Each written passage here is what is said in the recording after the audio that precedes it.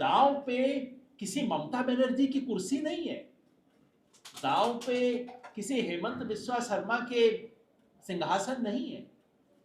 ये जो RSS BJP का हमला है, ये सिर्फ कोई कांग्रेस पर हमला नहीं है, ये क्या ऑपोजिशन पे हमला नहीं है, ये इस देश की बुनियाद पे हमला है। इस देश की जनता तानाशाही को स्वीकार नहीं करेगी।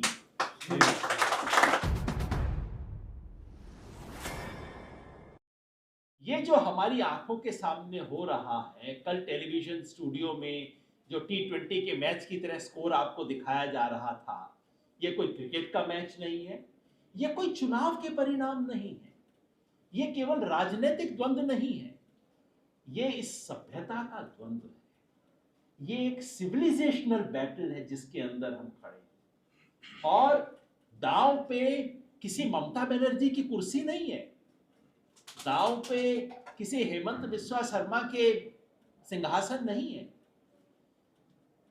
दांव पे दिल्ली के दरबार और दिल्ली की ताकत नहीं है, दांव पे लगा है इस देश का इतिहास, इस देश की सभ्यता, हमारी संस्कृति, हमारी मिट्टी, ये दांव पे इस वक्त लगी है। और इसलिए राजनीति इस वक्त होगा कुछ लोगों के लिए सत्ता का खेल, होता है, राजनीति का खेल ऐसे ही देखा जाता है, ऐसे ही खेला जाता है, कुर्सियों के लिए, टिकट के लिए, इन सब चीजों के लिए। मगर याद रखिए, जिस युग में आप और मैं जी रहे हैं, उस युग में राजनीति युग धर्म है, उससे बड़ा काम कोई हो नहीं सकता। क्योंकि देश को बनाने या इस देश को बिगाड़ने का काम, इस सभ्यता को बचाने या इस सभ्यता को तहस नहस कर देने का काम आज राजनीति में हो रहा है। तो जो तोड़ने वाले हैं वो राजनीति में है, इसलिए बचाने वालों को राजनीति में आना पड़ेगा। क्योंकि सबसे बड़े स्मगलर, सबसे बड़े बदमाश, सबसे बड़े गुंडे राजनीति में हैं, इसलिए हर साधु को राजनीति में उतरना पड़ेगा, कोई विकल्प नहीं है। इसलिए तमाम चीजें कहना, हम राजनीति नहीं करते जी, अरे राजनीति तो बहुत बुरी है, इस तरह की बातें हम करना बंद कर दें। इनका कोई मतलब नहीं है इन बातों का, जिसका मतलब नहीं कि हम में से सब लोग किसी पार्टी में शामिल हो जाएं, जिंदाबाद मुर्दाबाद करने लगे, टिकट मांगने लगे। राजनीति करने के 100 तरीके हो सकते हैं। सत्ता की राजनीति भी है, संघर्ष की राजनीति भी है, संस्कृति की राजनीति भी है, विचार की राजनीति भी है।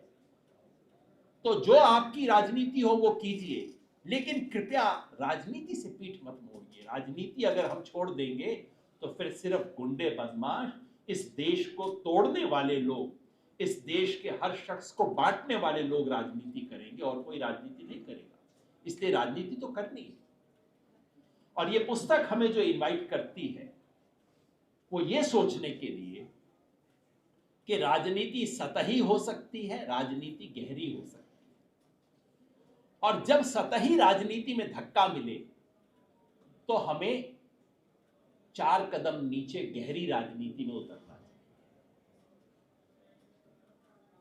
कल से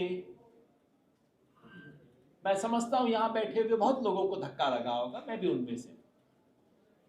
ये मैं नाटक करूं कि कोई फर्क नहीं पड़ता है तो चलता है, कोई क्रिकेट मैच का स्कोर थोड़ी था, हम सबके भविष्य का मामला है। ये खेल खेलने वालों के बच्चे तो अमेरिका कनाडा चले जाएंगे, हमारे बच्चे तो यहीं पे रहेंगे।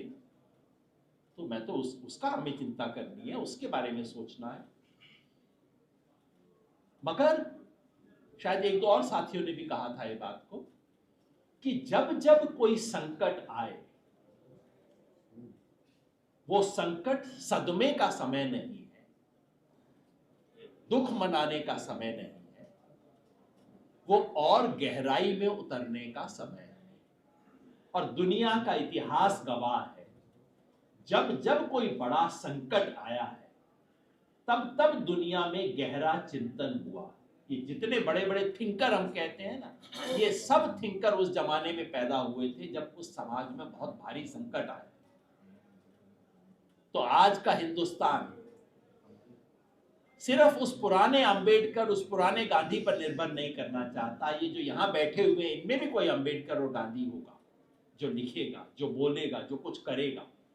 क्योंकि अगर संकट में जो समाज गहरे विचार पैदा नहीं कर सकता, वो समाज बच नहीं सकता।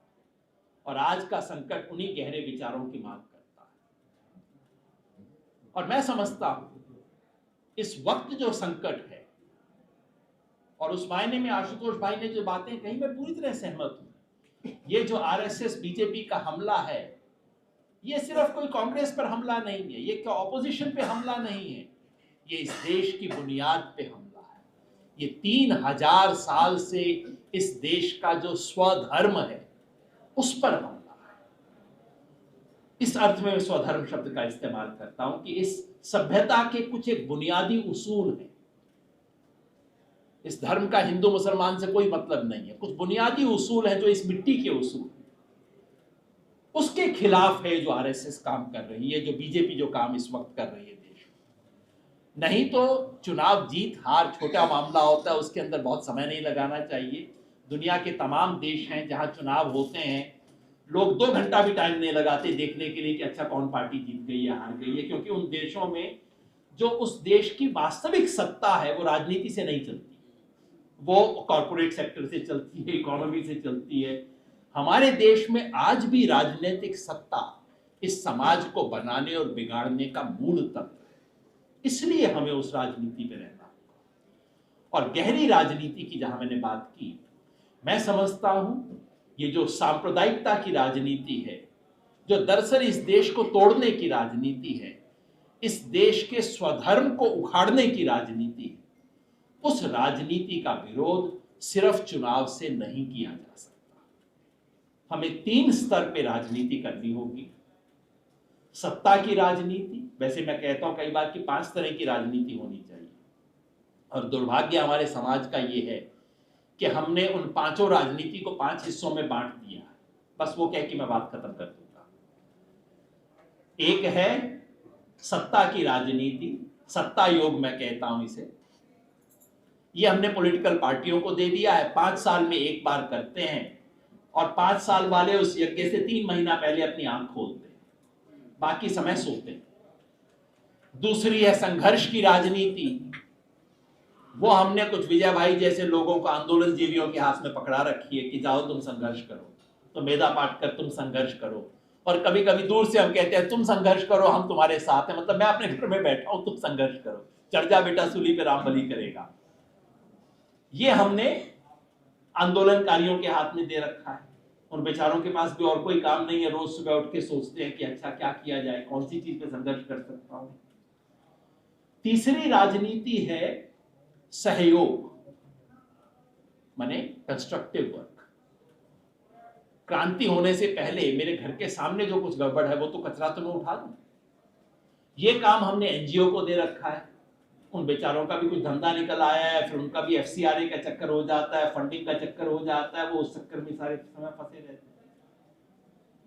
चौथा काम है ज्ञान योग, नए विचारों का निर्माण, नए शब्दों का निर्माण, नए सिद्धांतों का निर्माण। ये राजनीति है, बहुत बड़ा राजनीति है, और सारी राजनीति की लड़ाई हम इसी में हार जाते हैं, शब्दों में ही हार जाते हैं। ये काम हमने बेचारी यूनिवर्सिटी को दे रखा है। बेचारा मैं इसलिए कहता हूं, माफ कीजिएगा, कि वो यूनिवर्सिटी को एग्जाम करवाने और डिग्री देने से फुर्सत नहीं, ज्ञान से बेचारों का कोई मतलब नहीं रहता, कोई संभव ही नहीं। आजकल तो सब तरह के धंधे चलते हैं। मतलब मैं अच्छे लोगों की भी बात कर रहा हूँ, जो बहुत बढ़िया से बढ़िया लोग हैं, वो भी बेचारा सारा वक्त लेक्चर देना, हमारे घर में भी है, लेक्चर देना, 600 स्क्रिप्ट आ गई उसको मार्क करना, एग्जाम करना, किसी तरह से डिग्री के वक्त तक मार्कशीट पहुंचा देना, उसके बाद उनसे ज्ञान की अपेक्षा करना और ज्ञान निर्माण की अपेक्षा तो वैसे भी गलत है। जो भी हिंदुस्तानी समाज में ज्ञान का निर्माण कभी भी विश्वविद्यालयों में नहीं हुआ है। हमारे यहाँ ज्ञान का निर्माण विश्वविद्यालयों और मठों से बाहर हुआ है। और 5वां है ध्यान योग।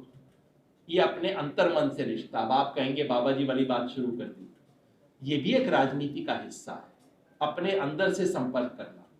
ये काम आजकल हमने बाबा लोगों के हाथ में दे रखा है। एक ठग से बड़ा दूसरा महाठग। उनके हाथ में दे रखा है। क्या राजनीति में ये पांचों काम एक साथ किए जा सकते हैं? ये पांचों काम महात्मा गांधी कर रहे हैं। आप शायद एग्री ना करें, लेकिन ये पांचों काम बाबा साहब कर रहे हैं। पांचों चीजों को एक साथ कर रहे हैं। ये है राजनीति। आज हमें इस देश पर जो हमला हो रहा है उसका मुकाबला करने के लिए गहरी राजनीति करनी। हम में से कई लोग पहली सतह की राजनीति भी करेंगे और उनका समर्थन करना चाहिए। जो चुनाव की राजनीति करे बहुत अच्छी बात है, समर्थन करें, सहयोग करें। ये जो इस देश की, हिंदुस्तान की मिट्टी है, उसमें आस्था है। मैं एक बात कहता हूं, हो सकता है वो बात 3 साल बाद सच हो सकता है 5 साल बाद सच हो सकता है मेरे मरने के बाद सच हो। इस देश की जनता तानाशाही को स्वीकार नहीं करेगी। इस देश की जनता खड़ी होगी, पता नहीं चुनाव में खड़ी होगी, चुनाव के बाहर खड़ी होगी, मैं नहीं जानता। इस देश की जनता खड़ी होगी। तो मेरे दोस्त, सवाल ये नहीं है कि जनता खड़ी होगी या नहीं, सवाल सिर्फ ये है कि जिस दिन जनता खड़ी होगी उस दिन कहीं हम और आप बैठ तो नहीं चुके होंगे। बस इसका ध्यान रखिएगा।